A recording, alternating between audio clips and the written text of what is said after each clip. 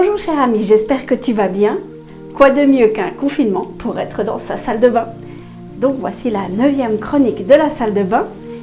Et pour commencer, comme d'habitude, je vais te raconter une histoire. Dans un pays très lointain d'ici, il y a longtemps, il y avait un homme qui avait décidé de consacrer sa vie à Dieu. Et il parcourait inlassablement son pays et même les pays aux alentours pour annoncer la bonne nouvelle de Dieu. Il le faisait soit tout seul, soit parfois accompagné d'un disciple ou plusieurs. Ce jour-là, avec son disciple du moment, ils avaient décidé d'aller dans une grande ville.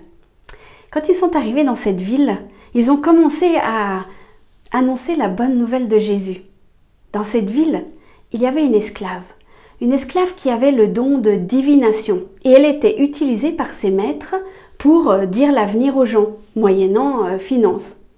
Quand ces deux hommes se sont trouvés face à l'esclave, celle-ci s'est mise à crier en disant « Ce sont des serviteurs de Dieu, ils annoncent la bonne nouvelle du salut !»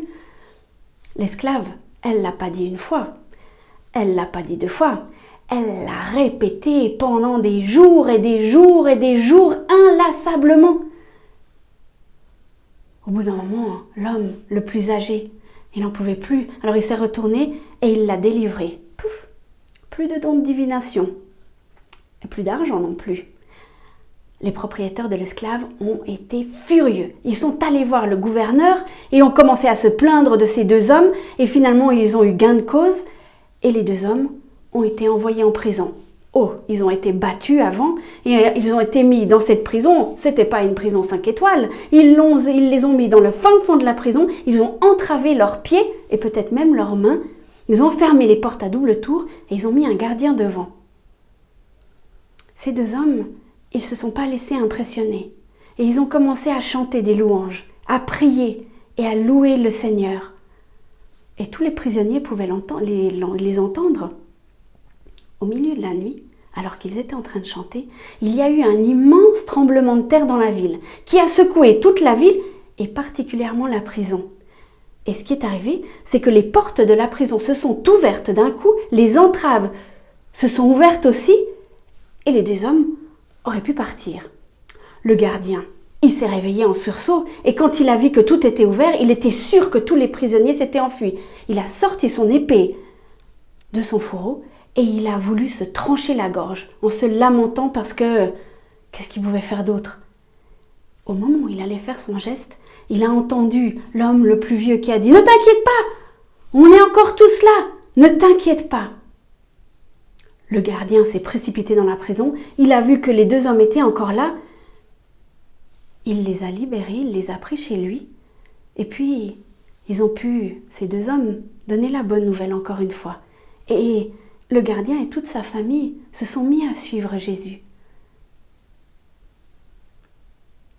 L'histoire dit que le lendemain, le gouverneur avait décidé de relâcher ces deux hommes. Mais les deux hommes n'ont pas voulu. Ils voulaient des excuses officielles. Ils ne voulaient pas être relâchés comme ça, juste dans le petit matin. Et puis, ils ont obtenu ce qu'ils avaient demandé. Et ils sont repartis.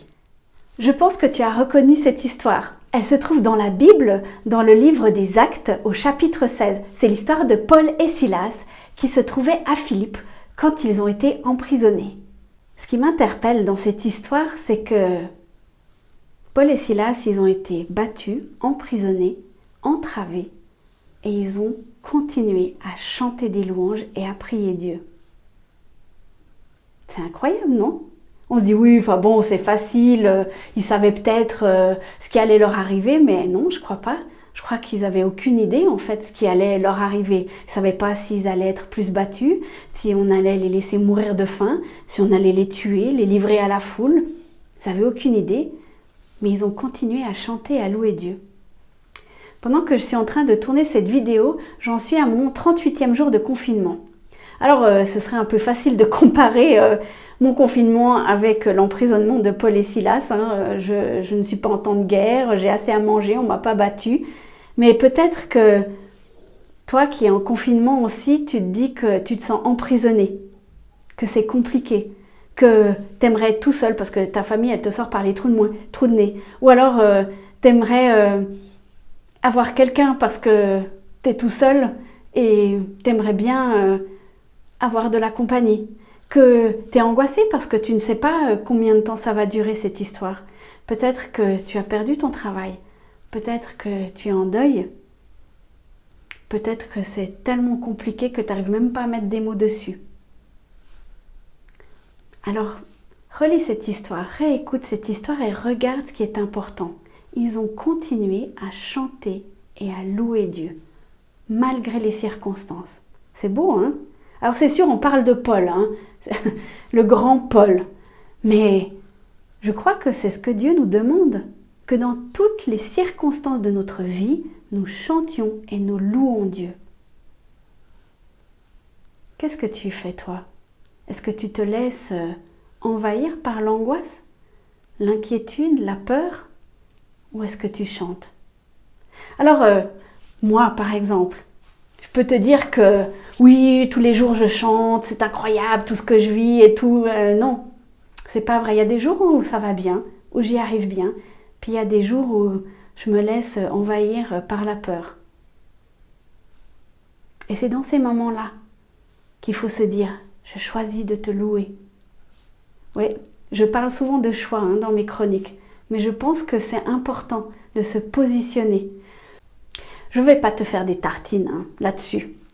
Finalement, c'est assez simple comme concept, mais parfois tellement difficile à appliquer. Et puis, parfois, on se laisse tellement envahir par toutes ces émotions qu'une fois qu'on est sur le toboggan, en fait, on n'arrive plus à remonter.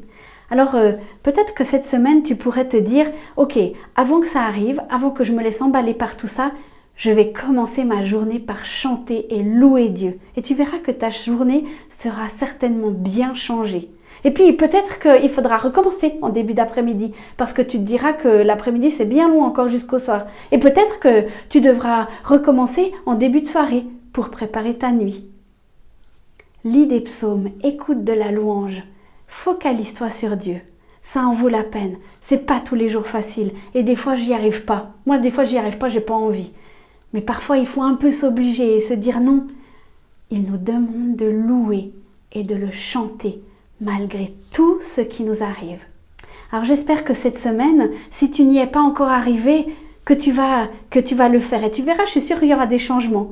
Et puis si tu l'as déjà fait, et si tu le fais déjà, continue, accroche-toi. On ne sait pas ce que l'avenir nous dira. On n'en sait rien. Mais on sait que Dieu est en contrôle et qu'il tient tout entre ses mains. Je te souhaite une bonne semaine. Que tu puisses être béni là où tu es, chez toi.